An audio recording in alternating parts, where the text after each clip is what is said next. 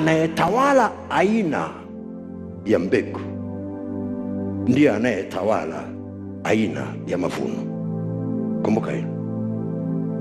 Kwa nini ametaka awe Bwana wa mavuno?